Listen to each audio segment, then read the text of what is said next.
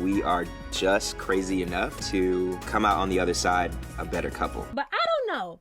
There's something about Scotty. I don't know what it is. But I'm going to keep my eye on him.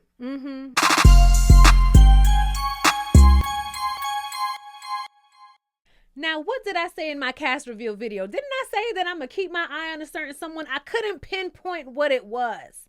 But they showed us in the very first episode. Let's get into it. What's up, y'all? This your girl Roxie with Roxiie Says, and we're going to talk about it today. We are reviewing The Ultimatum. I was about to say Love is Blind. Today we are reviewing The Ultimatum Season 3, Episode 1. Let's get right into this video, but before we do, please don't forget to hit like, comment, and subscribe. Make sure that you hit that notification bell so that you are made aware every time I post a new video. All right, so for starters, these are some cute couples.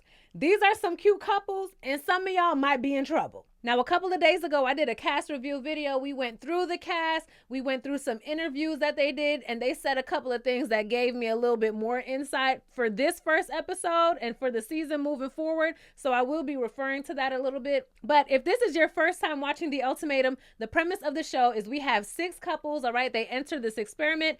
Each couple is on the verge of marriage or a breakup. One person who's locked in and ready to get hitched, they issue the ultimatum to their partner who is having doubts, all right? So over the period of 8 weeks, these couples, they'll part ways. They'll enter into a trial marriage with someone else in the experiment.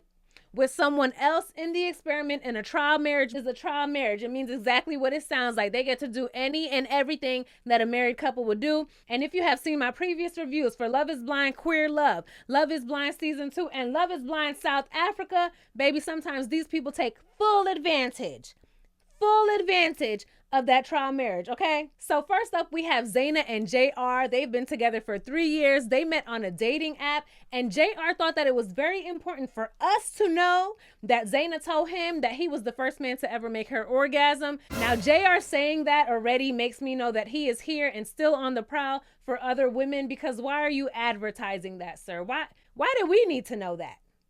Zaina says that they're in their 30s now. Her biological clock is ticking. She's thinking about freezing her eggs, okay? And JR is apprehensive because he says that he's been divorced, and Zaina feels that if they're not dating to get married, then what is the point of them being together? Exactly. What are we doing? We're grown, okay? JR says that there was infidelity in his marriage. When people use those vague terms like, oh, there was infidelity, usually they're the ones who committed said infidelity, because they describe the infidelity like it's just this little butterfly that was just fluttering along and it just gently landed on your nose. No, you cheated, okay? Next, we see Nick and Sandy. They've been together for 2.5 years. He gave her the ultimatum. He's 37 and she's 27. And like I said in my previous review, boo, if you ready to settle down, find yourself another 37-year-old to settle down with. Why are you bothering this 27-year-old? And let me calm down. Nick says that he's ready for the kids and the dogs, but Sandy isn't sure if that life is for her right now. And Nick, I'm sure you were having your fun at 27, right? Okay, now it's time for Sandy to have hers.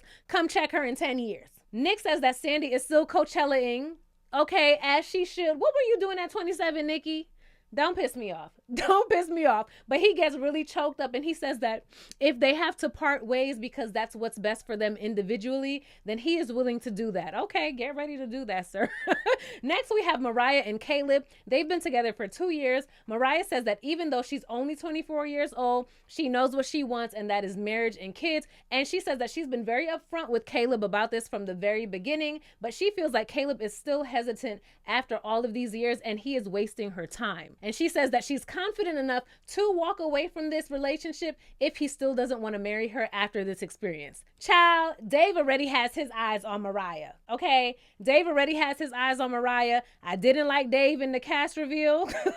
I did not like Dave in my cast reveal video, and this ain't make it any better, all right? Mariah is beautiful. I want to get to know her. Who is Dave, some of you might ask? Let's meet him. So Vanessa and Dave have been together for 3 years, and she says that every single time that she brings up marriage, it's an uncomfortable conversation. Dave says that for him, marriage is on the horizon. It's on the horizon. What is she supposed to do with that, sir? It's on the horizon. Don't piss me off, okay? But he says that he has a slow decision-making process, and Vanessa asks if there's something about her that makes him not want to commit. And at this point, I was like, girl, just dump him now, because y'all haven't even gotten up from the table, nor have y'all even finished introducing yourselves, and he already has his eye on someone else. So next up, we have Aria and Scotty. They've been together for 3 years. Scotty is the one who has issued the ultimatum, all right? Aria says that she wants to marry him, just not now. They live in 2 different cities, and she's at the peak of her career. What did I say in my cast review? I said that's what it was. But she feels like she'd be the one who'd have to move and make more of a sacrifice for this marriage to work. And she has a fear of doing things just because a man wants her to do it. She says she watched her mom do it, and her parents still got divorced. Scotty says that if she's not ready to be married by the end of this, then he's gonna move on. As you should, Scotty. In one of his interviews, Scotty says that he is not budging on his marriage timeline. We didn't see that in this episode, but he said that in a previous interview. He's not budging on this timeline. Scotty, I love that for you. You might just have to take your little timeline and execute it with someone else. That's all. Very simple. That's all. Next, we see Nick and Vanessa. Yeah, they still here, all right? Vanessa tells her and Nick's story, and I was like, okay, girl, okay. But my ears did perk up when she said that they're both Scorpios, and they have the same birthday. Same sign, same birthday, child. I can imagine what it's like in that household. I can only imagine. So we've met all the couples, and tonight is their last night together. Tomorrow, they will be single and they will have 1 week to date and choose their partner for their 3-week trial marriage. After the trial marriage, they'll come back and have another 3-week trial marriage with their original partners. Why y'all come on these shows and play these games with y'all relationships, I will never understand it, but we thank you for the entertainment, okay? Oh, and then we also learned that they're doing something a little new this season. They're providing rings to give to the partner that they choose to be with, all right? So when they're ready to propose to someone, whether it be the person they originally came here with or a new person that they've made a connection with, they can give them a ring. I said, okay, y'all got some, y'all up the budget. Nice. So Nick and Vanessa make it clear that they have 3 choices at the end of this thing, okay? They can leave engaged to their original partner, they can leave single, or they can leave in love with a new person. And you see how when they said this, they panned to JR and Sandy. The girl who looks just like Jess from Love is Blind. Yeah, she really does look just like Jess from Love is Blind. And in Sandy's confessional, she says that she just knows that the grass could always be greener. And she said JR is hot, okay? So we see the couples, they head back to their rooms to have some conversation on their last night together. We see Dave and Vanessa. I don't like him. I do not like Dave. He has this very condescending tone. And he says that if the ultimatum is given, it should be for a good reason. And Vanessa's like, so are you saying that my reasoning for giving you an ultimatum isn't good enough? He's like, well, I'm 100% committed. So why do you need marriage? Like, why you need marriage? And she tells him that she has answered this question so many times, but she also says that she is genuinely done with this relationship if he does not want to marry her. And then catch this, Dave says, well, you know, there's a high likelihood that I'm going to connect with someone. And then this man brings up Mariah and says, well, you know, she's interesting. Why even tell Vanessa that? Why even tell Vanessa that? She's explaining to you that she wants to be married. She's not understanding why you don't want to marry her yet. And you're like, yeah, I hear you. But what about Mariah though? What's wrong with you? What's wrong with you? And I just love that he's so confident that he just knows that his connection is going to be with Mariah. Just for that, I hope Mariah don't like his ass. And then Vanessa's like, she's 24 years old. And he's like, oh, yeah, I know. I'm just saying. Vanessa looked so disgusted.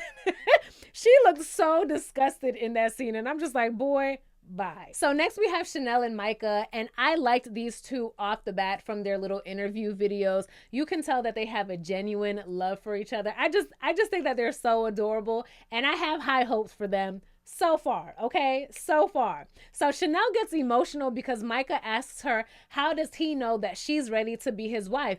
And Chanel gets emotional and she asks, how can you even ask me that? I've done so much for you and I've been there for you through so much. And Micah knows this because I heard him say it in an interview, okay? Micah said that he knows how great Chanel is.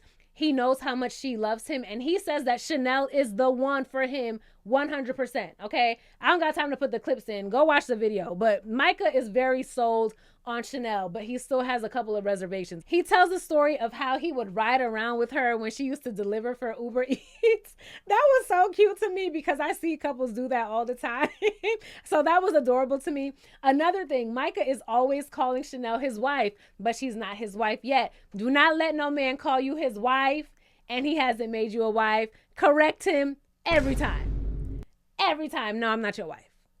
I ain't your wife yet, okay? And he tells Chanel that now isn't the right time. I'm thinking about you, girl. You just got your marketing job. So if we were to get married and then you get pregnant now, this would be a bad time. Now, Micah, you know that's some bullshit. Have y'all had kids yet?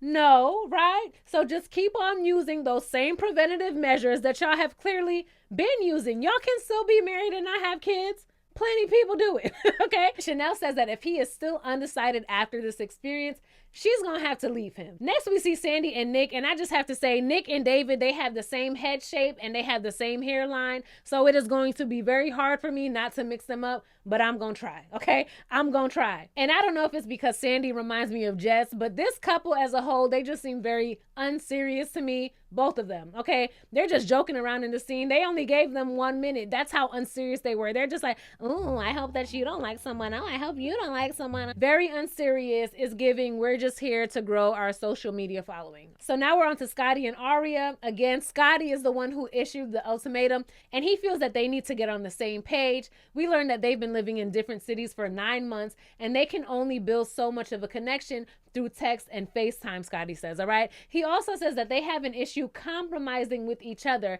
and there hasn't been much emotional connection because they've been apart. Now, Scotty, you're saying that y'all both have a problem compromising. However, in your little interview, you said that you are not budging on your timeline. Also, Aria already confirmed that if y'all were to get married, she is the one who is going to have to pick up her life and move to where you are. Where is your compromise in all this? Where's your compromise? You're not compromising on timeline, nor are you moving. Where is your compromise in all this? I said I had my eye on you in that cast reveal video, and the way you're going to show your ass at the... Let me not get ahead of myself. I don't like you either, Scotty. You scary. But anyways, Scotty says that he's looking for an emotional connection with someone who also wants to be married. Next, we have Mariah and Caleb. This was another couple that I really liked in the cast reveal. It seems like they really love each other. They care about each other. They say that they feel safe with each other. They value each other. I just feel like they need a little more time to work the kinks out. And I do have high hopes for this couple as well, but we'll see. I only seen episode 1, okay? Please don't disappoint me, y'all. Please don't. Mariah feels that this experience is important for them to get to the next step. So next we have Zaina and JR, and Zaina reminds him that he had a choice to be in this experience as well. He could have said no. So she says that him agreeing to this is a sign that he also wants to explore his options, all right? They're both worried about the other finding a connection while they're here. But as Zaina says, and as we can see, JR is very nonchalant, or he at least tries to give off the vibe like he's nonchalant, like, yeah, girl, I don't care. You know, you could do you, I'm gonna do me. That's the vibe that he tries to give off. And I don't like that shit. Like I said, your partner is supposed to chalant about you every day, all day, okay? So what's interesting to me is usually we'll get to see the couples set some ground rules, like no touching, no kissing, no sex. We didn't see any rules get made in this scene. So I'm wondering if they actually had those conversations. Well, I'm sure that they did have those conversations, and maybe they just didn't show it to us. And why not? Why not? I want to see. So all of the final conversations are done. Everyone is officially single, and now it is time for speed dating. Some of them feel very weird dating because it's been some years since they've been single. We see Zaina quickly get rid of a couple of the guys who don't want to be married right now. Chanel is connecting with Dave, and I was like, no, I don't want anyone to like him. But then Aria also connects with Dave, and I'm like, why are these ladies liking Dave?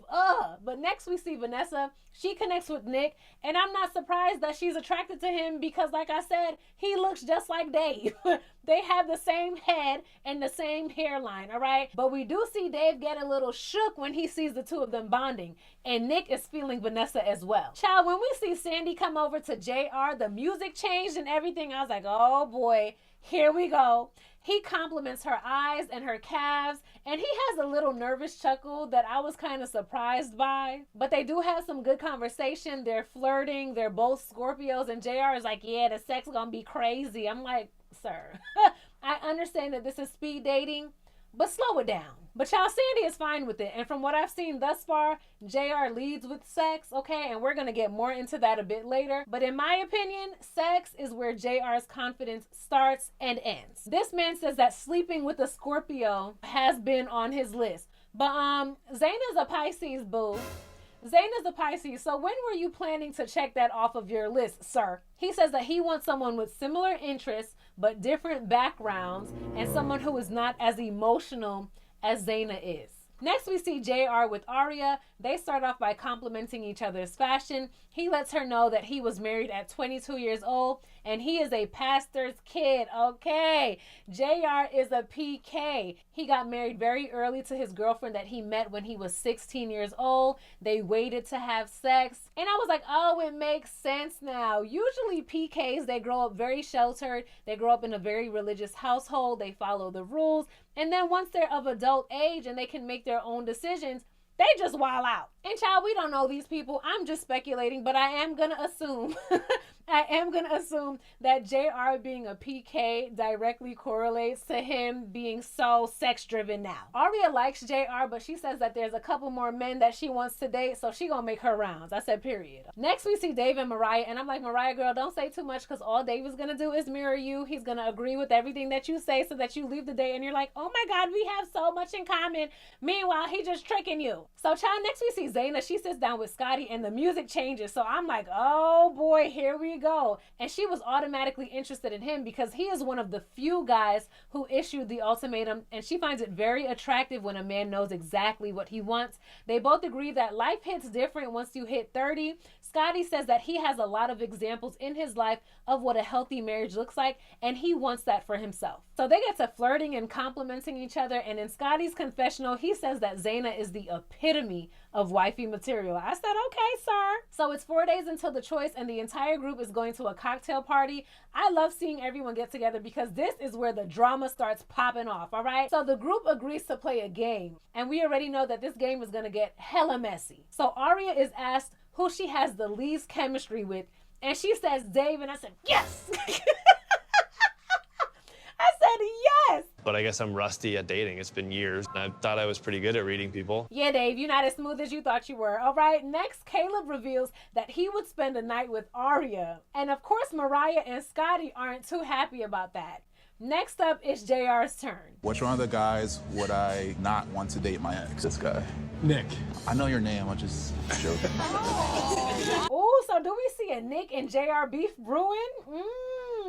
Sandy reveals that she would want to go on a second date with JR. I mean, who didn't see that coming? Nick reveals that he is most intimidated by Vanessa. And then we see them have a little conversation after that. They have a lot of similarities. They were both homeschooled and had very interesting upbringings. And the whole time that they're talking, Dave is in the cut watching, and child, he is stressed out, okay? A weird sensation that's just telling me this could be an epic disaster. Hold up, David. I'm confused. What's all that big shit you was talking earlier? Oh, I might find someone. I'm a smooth talker. Aria ain't feeling you the way that you were feeling her, and now you have to watch Vanessa connect with someone else. I love this for you. And child, Dave is so bothered that he had to go over and interrupt the conversation to have a chat with Vanessa. So let me get this right. You're interrupting her date so that she can do some emotional labor for you, help you process your feelings. The woman whose reason for the ultimatum you don't consider to be good enough. That's what we doing? Vanessa, girl, take your time. Take your time. The same way that he says that he needs time to decide if he wants to marry you or not. Take your time, Nessa. So, child, next we see Sandy tell JR that Nick's head is just up in the clouds. She says that he's not present in the relationship and he never asks her how her day was. Now, to some, that may seem minor, but that is a big deal. To be with someone and they don't ask you, babe, how was your day? What you do today? How you feeling? That's the worst, okay? And while she's talking, JR is all caressing her shoulder, and he tells her that he is also looking to be nurtured because he deals with a lot of jealousy from Zaina, and he says that a lot of women, they comment on his post, and that upsets her. Then, child, these two start discussing kids. You're good. Do you want kids? I do. But she says that she wants them as long as the finances are right, and she's good with it. And JR 100% agrees with that, especially because he is 1 out of 7 kids. And he says that his family fell on hard times multiple times when he was young. They were homeless. They were living out of hotels. So him sharing that with Sandy so early lets me know that he's really feeling her. And then he comments on her calves again, and he asks Sandy what her favorite part of her body is, and she says her boobs, and he's like, well, I haven't seen them yet. The more JR speaks, the more I'm disgusted, but clearly Sandy is eating it all up, okay? Can I get closer to you? Yeah. See that fire in her eyes? Guarantee like passionate sex. You think So we it's have like- cute kids? What would you say? Sexy as hell. Cute ass mixed kids. And the entire time, both of their exes are looking over and they are not happy about how close these two are getting. So, child, next we see Scotty and Zaina have a conversation, okay? They both establish that they are each other's number one. Scotty says that he loves that Zaina knows exactly what she wants, and he sees them having a deeper connection, especially since his main complaint in his current relationship with Arya is their lack of connection. Child, next we see them walk away. Scotty grabs Zaina's hand and Arya can't take it. You're dangerous. What do you mean? Thank you. So sorry. You want a hug? Yeah, can I get a hug? Yeah. I just like right in front of my face. And the entire time that I was watching this scene, I'm looking at Scotty like, do you really like Zaina? Do you really like her, or are you just putting on extra to make Arya jealous? Because remember, he's the one who issued the ultimatum. So is he doing this to say, hey, you better marry me? These other women are feeling me. But in this scene, Caleb is so sweet. He follows Arya and he asks her if she's okay and if she needs a hug. And Arya is super upset because she's like, I can't believe that he's doing this in front of my face. Now, I always look at people funny when they come on this show and they get emotional by seeing their partner interact with someone else or get close with someone else. This is the premise of the show. It's hard to feel bad for y'all. It's hard to feel bad. This is season 3, okay? Y'all know what y'all signed up for. Y'all know that y'all brought y'all significant others on this show with the possibility of them connecting with someone else. Did y'all set rules that you can't hold hands with someone else? You can't get close to someone else? Is that what y'all did? And honestly, I don't think that anyone should be making rules when coming on a show like this. This is what you signed up for, okay? And even after Arya runs away, Scotty is still sitting there with Zaina, and he tells her that he loves that she's a person who loves physical touch because Arya isn't that type of person. Scotty is not wasting any time, and he immediately asks Zaina how she feels about a trial marriage, and before she can even answer the question, child, Arya swoops right in there. Can I separate you guys? Like holding hands With who? with her? Like maybe I should go do that with JR. Come at me and do this. Why are you yelling? You No. don't need to yell. Stop coming at me like that. I'm done. I couldn't put my finger on it. I didn't know what it was, but I knew that something was off about Scotty. Why are you yelling at that girl like that? Why are you yelling at her like that? It was giving Jekyll and Hyde, baby. She is clearly upset. She's sad, okay, because she sees you connecting with someone else. She's expressing that to you. Why are you yelling at her? Even the way that Vanessa handled Dave, right? When he spoke to her and he was upset about it. She still handled him with care.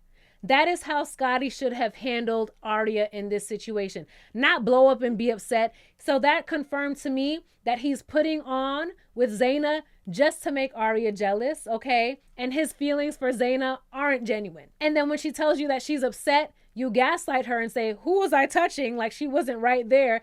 And then you start yelling at her. Baby, if I was Zaina, I would be like, oh, I'm good on you. Because if that's how you speak to your girlfriend, who you love, who you've been with for what, 3 years? I don't even want to find out how you're going to speak to me. I'm good on you, okay?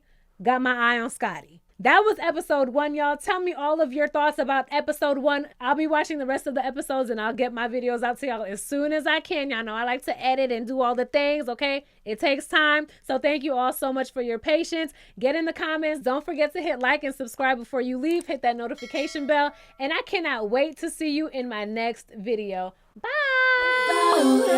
Roxiie says we're gonna talk